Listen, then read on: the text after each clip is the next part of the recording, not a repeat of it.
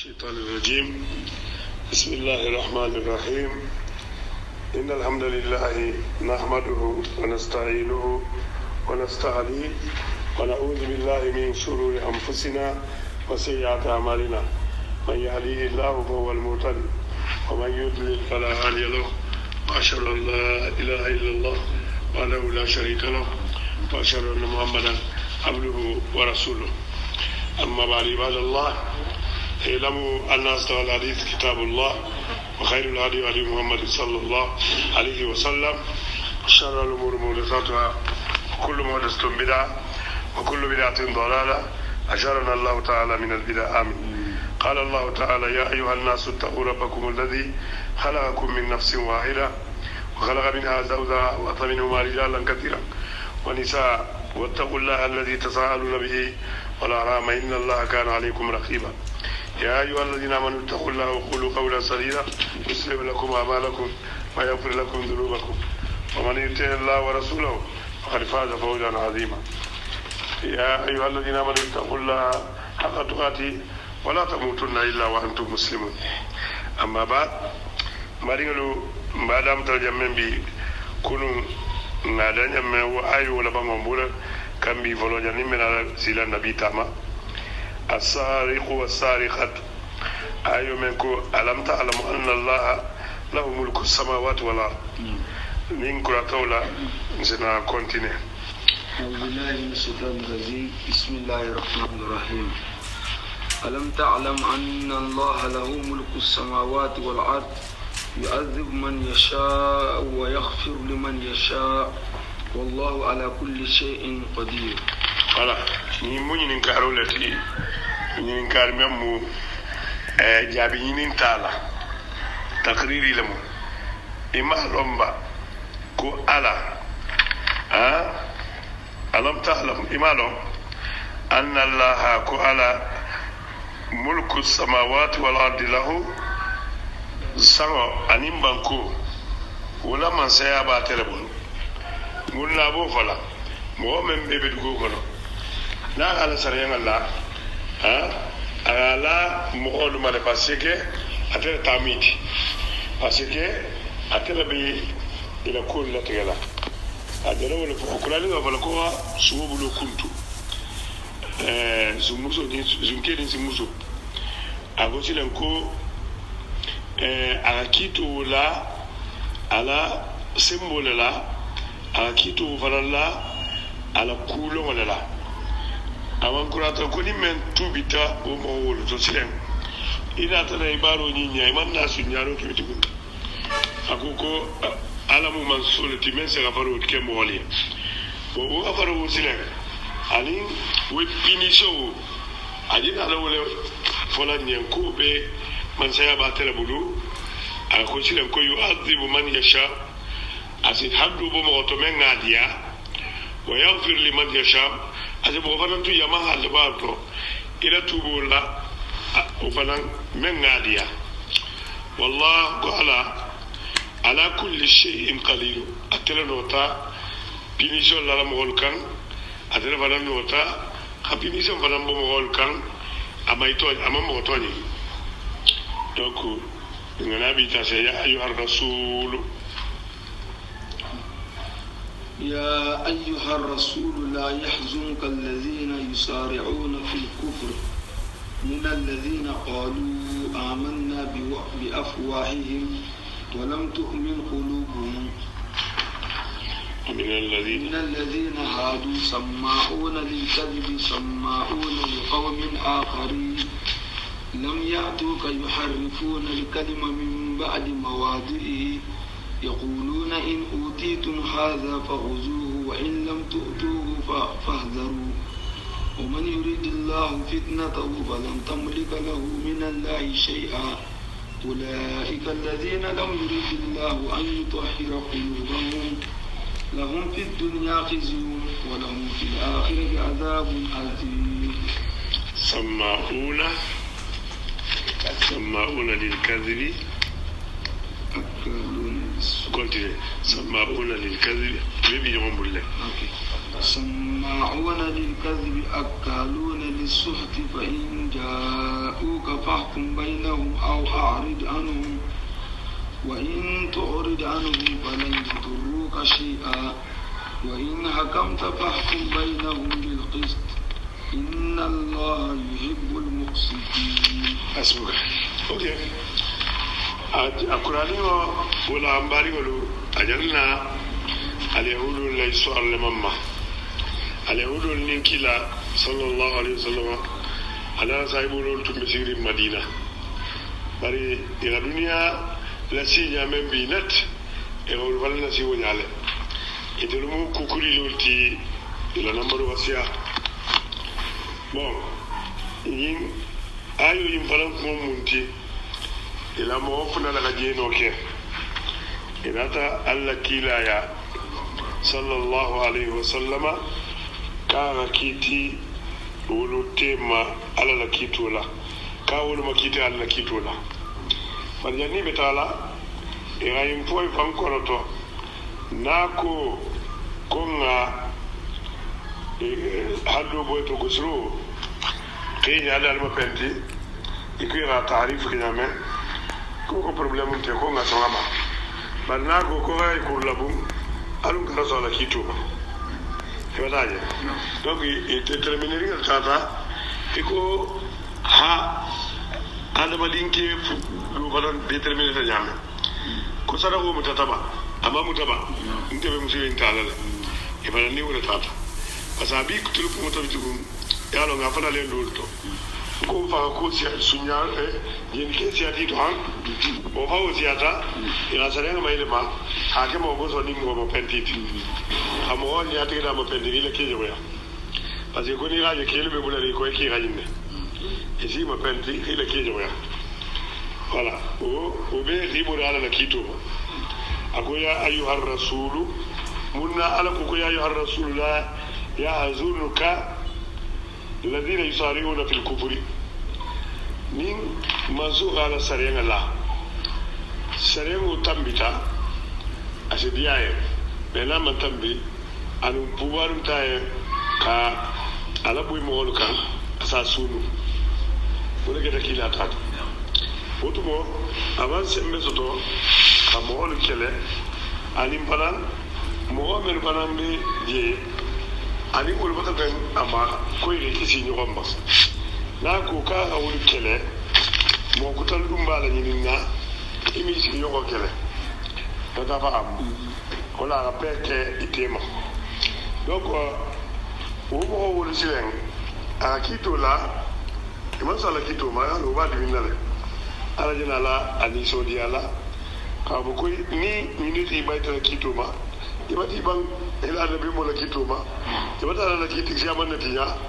isabari ye yigo lam ko mo lu kanila ila ko la ko kani sunu men bi nyogom ba sawala ima so sola kufri mu kila la maso sola ba min alladhina qalu mo to men ko amanna bi afwahihim kuy bata som ila kito ma itala walam tu'min qulubuhum ni imama de kibi dunta bisrimiyat isontale khana kila ya kula kito la kise sala kito bari konoto idale muti kito la inu la kito la ba bari dato la muti ikonoto ni khala na bentan ni diama nje sama wala mu kabuzo ta igoci kila ke jawaya balla ira boko kila bu ikurla bunne ikabe na kitabu ko nyama ngamme memba ndesonna ala bu masilen ko abi son inenga kan balanti son nobela walam tu'min qulubuhum ison nobe man son ukumoba wa min alladhina mu'al falam nakuma melmu al yahudulti hadu men kata al yahudulti sama'una lil kadhibi mu'min bi mu'alla mela faniala ou bien il faut que faniala mela ou bien il veut faniala karan na mu'alien kila la ko أنت جامع خوفهم غوليا سمعون لقوم آخرين نين إغمم ماكيل على كوت زوفوليا ما فلا مغل فلانيا من فلا مامي لم يأتوك من من لاكيل على مجلسوتو خطاكو نيافة ميل بوليا يحرفون الكلمة يكون وميل ملا من بعد مواضعه أنا يا دولولا يقولون إبافو لا إن أوتيتم هذا فخذوه ni alzata kilaya sallallahu alaihi wasallam kaga inuma kiti nyako kaliri kusi also wa in lam tutuhu badal be nyalla men mo nya mo goso amudima alma kako kufi kullabu fazaruhu ali medama alghafi wa man yuridillahu fitnatahu nin ala be fitno la nin menye ala dino to falan tamlika lahu min Allah shay'an ijiyo suma ite meno fino lawto ay meno mola kisila ala la fitno ma ulaika alladhina unyolum bolti lam yurid Allah an yutahhira qulubahum ala man yali menu jisukungo seniyala lahum fid dunya khizyun malu doyaro وبيا دنيا كنون ولهم في الآخرة عذاب عظيم يعني كتب الباب فنبيبوا القيامة سماؤون للكذب أمام مساق لاما ولول بالأمريكا فنيالا أكالون للسحت إبري بعدهم لا حرام قول نياو ني حرام ولا سحت لم فإن جاءوك نيناتي محمد يا فاحكم بينهم ناري ديا كيتيتي أو أعرض عنهم أعرض فلان يكودي لا وإن تورد عنهم نيغي يكودي لا فلن يضروك شيئا انتينا فلا انتي تورنا فلنا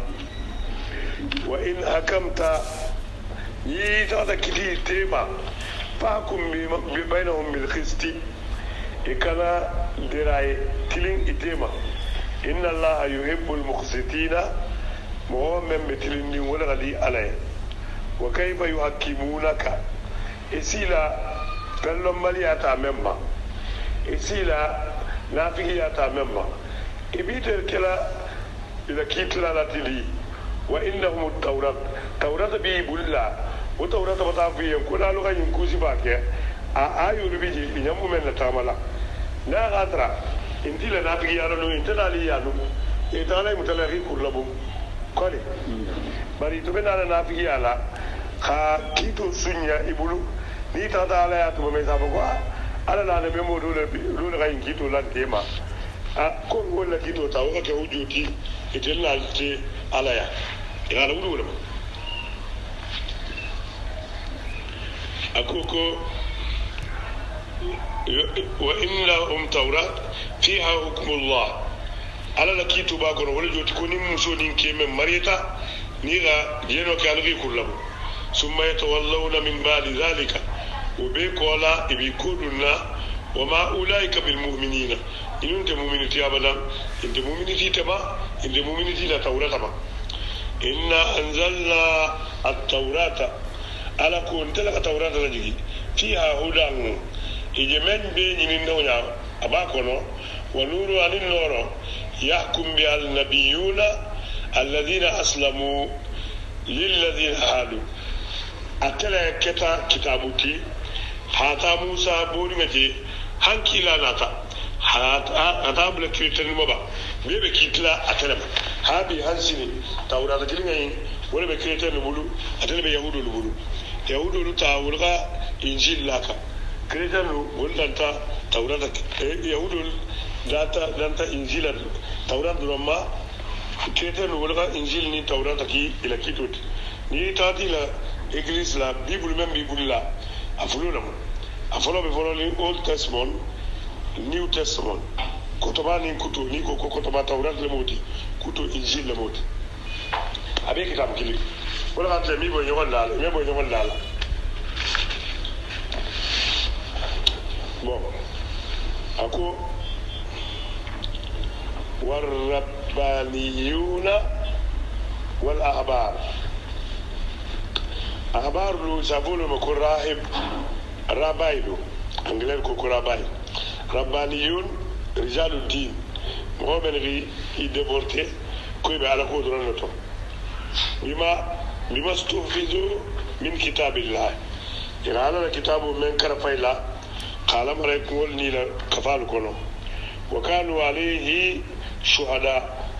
wo ibe sedari wo ma ko kulabuo wala mu jeni kela musu nin ke men marita ko lakidodi fala takhshaw an-nasa ita kana islam mawlunya wakhshawun silata alaya wala tashtaru bi ayati ikarant al-quran ayulu anin lakitulu wulu muta wulu mafalin samanan qalilan kandi nabila ala fulo men dilawnya kado politiku ikara son e hodi ala muta wa man lam yakum bima anzala Allah nimen man kiti fanna ala jitametti fa ulaika humul kafiruna wal mukafirun donc akon nazalat hadhihi al-ayat al-karima al-aya bil ba'i min kulli jitala fil musari'ina fil kufri muallima merbi iburla ala skila sosokan kafiriya kan al-kharijina an ta'ati Allah wa rasulihi men bi ban alala qarubila alala kuma kan ala batuma anin kila alala kuma kan abe tawrata kono koni mo ha yeno ke algalabu kila kuma kan kila ri nin kamen ke mum ba la tawrata kono ala taraji wala buje kono awulu alayka men bi ban nawma al muqaddimina ara'ahum wa ahwa'ahum ala shara'i Allah merbi nidia ani ila ide lula tamila ala taala ala lakila o wonte yahudo ndron tatibi mi mo hol ni ko ala ko tan kila ko tan ne ndiro ganda mo hol tramen nambola kanki isa ida to dia nyawonya imi so ibi maka abadan ngada kebal trasilu ina kan bata abata ge ma ko sila nyimante dalilun tibulu billa babula ala ko wolunte moti kunalia be momen kulu abadan mo men na be tambila ala la kila kuma kamo ani ala kuma kamo ko tuje khamo gudata ala la ku yengo kafiru da muti dirma fu yen ha ko al yusari'una fil kufri men yinti kila kuma kamo ala kuma kamo ira kuma kan ko data ala bulama ande buku ta majande ibe dino ko rese kafiriya ko yahlifuna billahi ma qalu wa laqad qalu kalimat al-kufr wa kafaru ba'da islamihim bataje iri kali nte muslimo lati nte be dino la kan bari nin dino tigo data menti ani ala imeso ma kafiriyata wala أقول من الذين قالوا آمنا بأفواههم ولم تؤمن قلوبهم أي أظهروا الإيمان بألسنتهم يعني الإيمان على الكلمة ينغاكا وقلوبهم خراب خاوية منه إسونما وبي إكوني مو جنسنتا فمن بيجابي باتيا إما فتاجي وهؤلاء أقوم وهم المنافقون ولهم منافقون ومن الذين هادوا أعداء الإسلام وأهله مؤمن فلنكو إلا هدنا ومغلولوا ولا كوكو من الذين أما هو الذين هادوا ناكو والذين هادوا يبيبة الوكر يعرفوا ومن الذين هادوا اليهود دول فلنتو المنافق بيتو ولا ألا كزنكم الله كزنكم الله أعداء الإسلام ولول أعداء الإسلام ولول المسلمون الجوتي وآله أني مسلمو أني ولول دينو جوتي أني دين دونكيل وهؤلاء ومولو كلهم كلبي سماؤون للكذب أي مستجيبون لهم ما فلا ليه إبالة ميلا donc ni faniya fata nyame ibe si den wala gawta munfahiluna anhu ibe se barala ha al infal menti ni ko fo nyame ka muto sobet hake iko ngole muto nyati al infal ika muviama sama'una lil kadhibi sama'una لقوم آخرين لم يأتوك أي يستجيبون لأقوام آخرين إذا تلو لهم وكتلا قولكم غمتا والبقى يأتي ميسك كلا دالا لقوم آخرين لم يأتوك لا يأتون مجلسك يا محمد والمنا إتلا مجلس الله يغتغي لكيتو تاولما والبقى نيميسك فيو وقيل يكو المراد قال جنهم منتي أنهم يتسمعون الكلام وينهونه إلى قوم آخرين كوي بنا لغناكم ولا بإتلا كان على سيدولما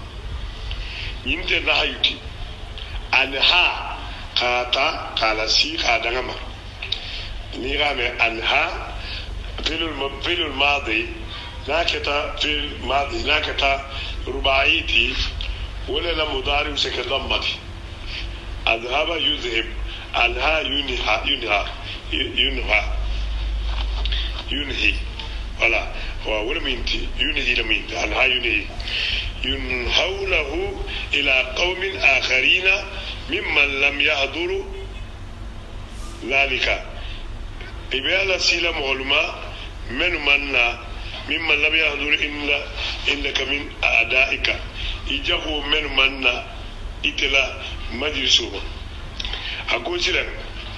كو تحريف اليهود ومحاولة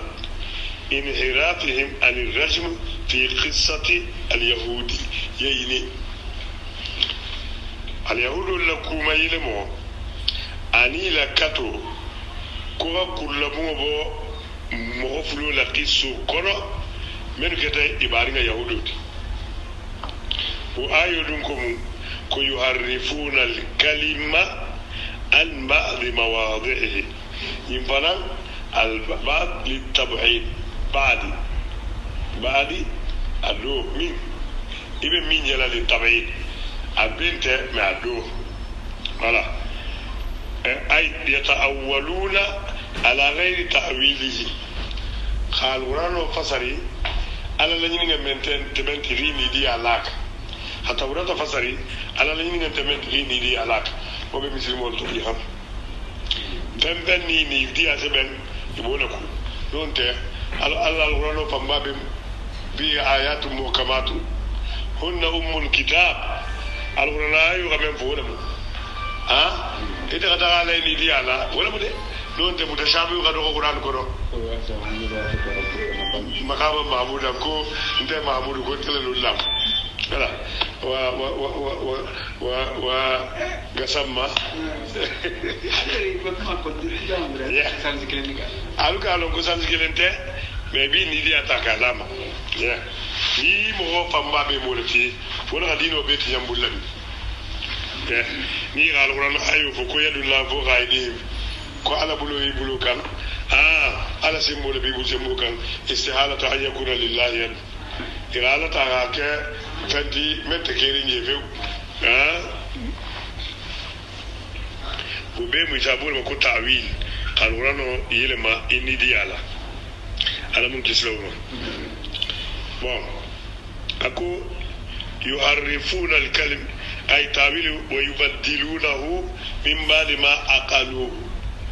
ibaba falna alon kolala ba'da min ba'di ma alimuhu o londo gado aqaluhu ti kafenga long hakiluni inya ani sufu bi la londo la wala mo aqilu ba qalu law kunna nasma'u aw na'qil ise no pemmela na sai anti hakilu ma ise penje sai anti hakilu ma mari ni gaje kalon kana la hakilu ma londo daga joti awa wala ala hipini ja ko bimba di ma akalu ikurali ga londo ga a lon taw ko ina mu inti inyagaje hakilu gaje ila londo fara sitama ubena deni ngasile akaluhu wa hum ya'lamuna idumnalo yaquluna in utitum hadha fakhuzuhu wa in lam tutu fahdaru qila iko nazalat fi qaumin kaji kita mogodulu lakula min al-yahudi al-yahudu la grupudo qatalu qatilan ngafale ko asbabu siamanan abina la sababu do fana fona sai qatalu qatilan ila mogole fara wa qalu ko ta'alu qalna hatta natahakam ila muhammad kun nakitulan muhammad nakitulan tema fa in hakama bidiyya na kitita kun diya sara ransom wala yuti ni mo fa ite penalty mel lay kamunya ko ira sara ko ni kila ko ngol sara faqbalu walu nasama wa in hakama bil qisasi barnako ko an nafsu bin nafsi fala tasma'u minhu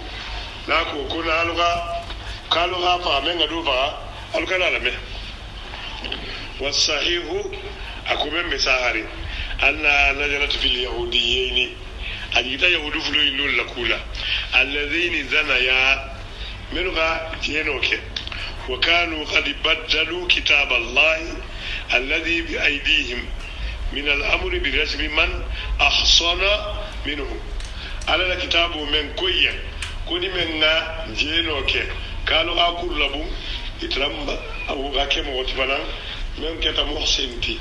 محسن منتي سانسان غامن نمينين سانسان منتي نمو غامن فتوتا wata sansanga suto afamma afan ali kuti nya tema na ta kuti nya sile uri tawle wala fa harrafuhu ihumailima wastalahu fima bainahum ala aljaldi ina tana yim foitema yeno bada siyanto mo fo ba siya dongo ngage sile nime ngaje no ke ngagusi alu gar mo fa sile mi atjalda usada ya kemela والتحميم أنينما بنتي خانيا بنتي قال كيجويا والإركاب على حمار نيمكراتا ناسي سوكان قال تاما ساتي بيكونو كوي نراجي ياكي يقول سيسومل لا تاما جامي نيمكراتا وسدو موغونا على بالو مامي بوغانتود voilà يتولك فلما وقعت تلك الكائنة بعد الهجرة كلا لا إلى كولا سلهم جنيا ناتنا كه قالوا فيما بينهم يكوي يفهموا تيما يوان تيما يعني بديلا كلا تعالوا كلنا حتى نتحاكم إليه نتا كتلا النبي مكتو ينيا فإن حكم بالجلد والتعميم فخذوا عنه ناغا كيتولا كنا ينكسي خيلا كيجويا ويا كيجوا من نغاتولا تعميم لا بس السنغول دون تاتو خانيا تيدا بجنالا خانيا إني أبي نيجر بولساكل مايو بولسي تاتو لا تين خابو فرا أو يتلسي تالا جمم كيرا جاو كيني أنو خالا فامتا خاجني خاجي هالو خلال طب نوندلا دي فوني بوللا دونتي خانيا تيدا فنان مجاني تين خالا كيجوا كوا ولا ولا غادولا كنت تحميم من الهمية هفنا لغندي donc akeba hali tayi nemu abanke yinde agala tambali mari bara jati gadi minne kabo jati gada be ke jogo ko din tala gajani yalo wala nga kawade bari ba iribu dala la kito da ba ikere dangani gal falamma waqat tilka alkainat بعد الهجرة قالوا فيما بينهم قالوا اوكي فخذوا عنه نانسون كلا سونتا alo tawrata kitu ma falinga men hada memoya kila zontoma alunata wajaluhu hujjatan bainakum wa bain Allah na tata alaya alaku munaluma yin kullabu ira nabe mo men ki wala ka kito lanyende wala ka hujjoti ni alatema wa yakunu nabiyyun min anbiya'illahi qad hakama bainakum bidhalika woto ala na nabi mo dole kiti tale woto amali ala na tesil antatel ni halati wa in hakama bil rajmi banana tana kiti kura al ikullabunna fala kula ta kiti ko ikullabunna fala tattabi'u al-kalamu la ko abada fi ذلك وطه وقد ورد الأحاديث في ذلك حديث سيامن جيتا وكوم بكلين كرانا فقال مالك النافع عن عبد الله بن عمر رضي الله عنهما نيغام يقول رضي الله عنهما ونا بابا ابي مسلمة نيغام رضي الله عنه وكلنا مسلمة بابا دي مسلمة ابن عمر بابا بجنت عمر بن الخطاب قال هم مسلمة فلو الموت والنيو غكان عنهما أقول إن اليهود جاءوا إلى رسول الله إن هذا كلايا فذكروا له أن رجلا منهم وامرأة زنيا يقول يكون سولو بنتو جان أنينكي يبيبي مريلي يا جينوك فقال لهم رسول الله ألا كلا كويا ما تجدون في التوراة ألو بدنا نتيا بلا لغا منجي توراة كونو في شأن الرجم إلى كل بنقوته فقالوا نفداه ويجلدون نفداهم ويجلدون كونس بي توغيالا له يقول غمي بونياري يطير الما جاني خيلا فلوكان بس يدلني بمو توغيالا فلولم يتلو إلى فنتا لو سيسي فلوكان donc ni ga ite doya ni sigi sukan imai doya ba ni sigi faluka e ba di degré la di qala abdullah bin sallam abdullah bin salam ko kadhabtum al-ghafani wotuma be kila dafa ago inna fiha ar-rajm kullu bunga be na kitabu kono fa'atu bit-taurata aw fa'atu bit-taurata alla taurata فاتوا بالتوراة إلى التوراة إلى فاتوا أن فاتوا حركة له صفة ويلنا المصرف له صرف لنا فابلنا لأن الصرف في ينظر إلى بنية الكلمة الله إلى نهاية الكلمة صرف كلام غني هاي أترسا يتلا بدن كونين في لوه ثلاثيتي على مداري وبكلا ضمتي اي فتالتي نمر باي تعالى مداري بكلا ضمتي كم نبي بالينو بون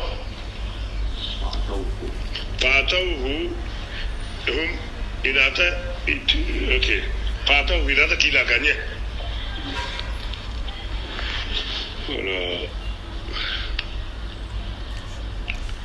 قال عبد الله بن سلام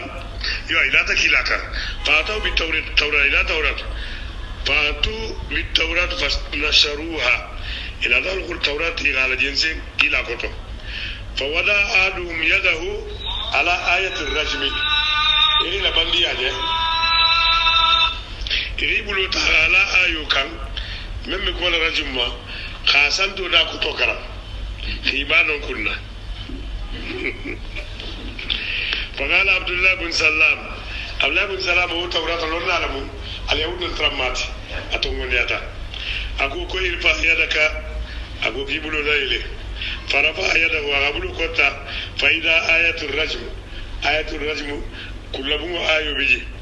فقالوا إكو صدقت يا محمد إتو يا محمد فيا فيها آية الرجم ما كنو فأمر بهما رسول الله صلى الله عليه وسلم فروجهما الله كلا هي مري ريس مغي كلبو وهذا لفظ البخاري أكو بخاري لفظ الميت وفي لفظ له قال لليهود ما تصنعون بهما كو لفظ كتا كلا كو ينكرب من كليلا قالوا نسخم وجوههم ونخزيهما سينيا تغرا المبنتي خاما جاني خيلا كيجويا خي إدويا غي فيها قال فاتوا بالتوراة قال لا توراة دي فاتوا فاتلوها الواقرة إن كنتم صادقين نال تنيال فجاءوا إناتا فقالوا لرجل منهم من يرضون أعور ممن يرضون أعور إبن لارم منا قاتل فنان من يابتانين بوني فيه اقرأ فقرأ حتى انتهى إلى موضع منها أنا تهال أتسيد إنجراما كل بندلا بجمع فوضع يده عليه أقبل لاما فقال أكو ارفع يدك يقول له كنت ينكي لا لغافو بس يبلغ السلام بتاعه كا أبلو كنت كلا أكو كوا يقول كنت فرفع أبلو كنت فإذا آية الرجم تلوه آية الرحم لنكر مارين جلت قال يا محمد أكو إنت محمد إن فيها آية الرجم أكو بندو كل بن آية بيجي ولكننا برنتلو نتكاتمه بيننا سانقول نقول تماله فأمر بهما كلا نتنا يمري فبرزما أغي كل بن donc وإن مسلم بدون فرنيا أن رسول الله كوكيلا صلى الله عليه وسلم أوتي بيهودي ويهودية إن أتى يهودي مسلمين كيت قد زنايا إبتدينوك فانطلق رسول الله حتى جاء يهود فقال أبكيلا ني تاتا يهود غرقل تراكوية ما تجدون في التوراة على من زنا الأبو يتوراة قد مغلا كوتمين نجينوك قالوا نسود وجوههم يكون كون سينيا تغير ما بنتي قال كي جويا ونحممها سالا أمجدي ونحملها نسي ونحملهما نسي فلول الطعام فلوكا ونخالف بين وجوههم هما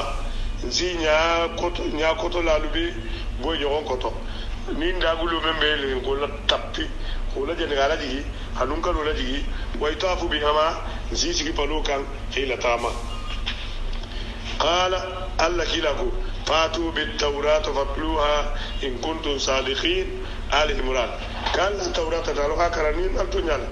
قال أكو فجاءوا بها فقرأوها إن هذا التوراة كرن حتى إذا مر بآية الرجم هاسيتا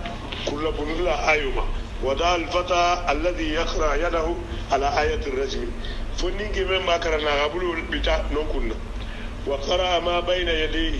ها وما وراءها أبو التيما ولكران علي من باكوما فقال له عبد الله بن سلام كل ديباين كويه وهو مع رسول الله أبكي لافه صلى الله عليه وسلم مره فليرفع يده إما دي مسلم الله فلن كوكيلا لغافو جان بل عبد الله بن سلام لكوريا لوما بس أتكى توراة له على توراة لكاغ القرآن له جان أكو مره فليرفع يده يا أيام الغابلو ليلي فرفع يده غابلو ليلي فإذا تحتها آية الرجم في الغابلو كتو فأمر بهما رسول الله فرجما كلا غي أمري غي كلبو أوكي وروى أبو داود عن ابن عمر قال أتى نفر من اليهود أكو غرب دولنا تكيلم فدعوا رسول الله إلى الكف إذا كيلا كلي كولوما فأتاهم في بيت المدراس أنا تيتي مدراس بيتهما لبولا فقالوا إكو يا أبا القاسم إتا أبو القاسم قف في مدلالتي إلى دينغرا دول موت إكو أبا القاسم كلا سنو لموت أتعرابوا نيرا دينكي فرص روغين إدين فرو إسي سنو لا ولا أقول إن رجلا منا زنا بامرأة لو مغادون تلتو أبدا جينو كي إمبيغا أكومو توني على دي كو كيتي كيلغنم لغة جينو كي مسو لغة جينو كي تو فاحكم كيدولا قال أكو وودعوا لرسول الله وسادة تن إلى كل رنگ دولا بل كل رنگ ممو ناين كل رنگ ينتدي ni tata rabul la bungala ila bungala be min da tella sigira ma asigira ni ala lo ringate e siga kan ira isembe dola safur mo wisada ani tara maroka bije han sila mo ngol guratella fajalasa ali akila imaje mo be sigi gularanka a duten kala minimum wal bo mate après gala lo janten to be sigi ni li siga ka ri non ko son ko dola kila ramin gari sigi sallallahu alaihi wasallam aku ituni bit taurata alla taurata tinkan فأوتي بها إلى التوراة فنزل الوسادة من تحتها تحته إلى كيلانيا إلى القرآن إلى كتاب بنيا أبصيرين سيرام من كان أو بوجي خولا التوراة لا كبنيا كان الله كلا مبالم ووضع التوراة عليها التوراة لا كان وقال أكو آمنت بك إذا التوراة مرتون من العبا وبمن أنزلك أن منصور من إليك ورمالك ثم قالكم ائتوني بأعلمكم ألا مغتي ألبي من ملوندرين توراة لا فأوتي بفتى شاب هنا تفونين كده ثم ذكر قصة الرزم له حديث مالك النافع حديث من تمتا أو يوم كرم لو بمنا نجى النبي إن شاء الله تعالى سلتم بلسي اللهم اهدنا فيمن هديت وعافنا فيمن عافيت وتولنا فيمن توليت واصرف عنا شر ما خليت فإنك تغني بالحق ولا يقضى عليك إنه لا يعز من عليك ولا يذل من واليك تبارك وتعالى اللهم ربنا لا تؤاخذنا إن نسينا أو أخطأنا